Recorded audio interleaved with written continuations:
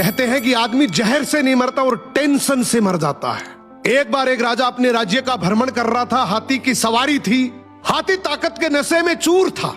हाथी ने ध्यान नहीं दिया और उसकी सूंड से एक मस्त मोला फकीर का कटोरा गिर गया। फकीर को बड़ा गुस्सा आया।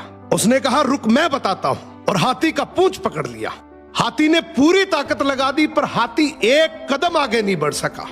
राजा ने पीछे मुड़ के देखा तो फकीर के हाथ में हाथी का पूंछ था। राजा को बड़ा अचंभा हुआ कि एक फकीर में इतनी ताकत। राजा फकीर के पास गया और बोला, आपकी जगह फुटपाथ पे नहीं, आपकी जगह तो राज दरबार में होनी चाहिए। आप इतने ताकतवर हैं, आप हमारे साथ चलिए। आपको कुछ नहीं करना, केवल राज दरबार के राज मंदिर में एक दीपक जलाना है, सुबह 4 बजे उठना है और आरती करनी है। फकीर ने कहा, ठीक है, अच्छा खाने पीने को मिलेगा। थोड़े दिन बीते कि एक दूसरे राज्य का राजा से मिलने आया।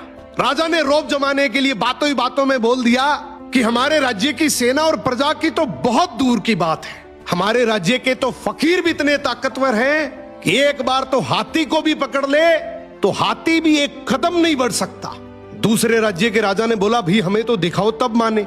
राजा ने फकीर को बुलाया और कहा, नाक का सवाल है, ध्यान रखना।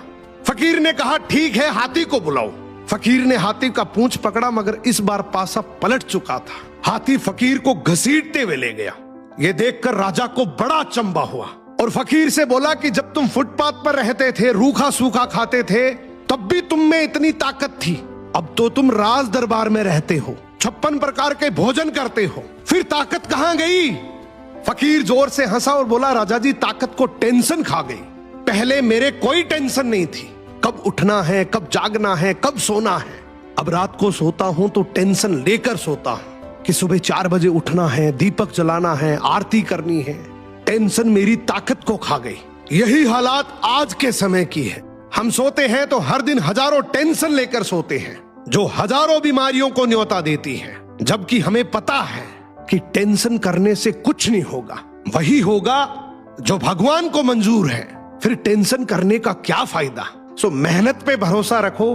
टेंशन करने से कोई फायदा नहीं है। टेंशन आदमी का शरीर दीमक की तरह खा जाती है।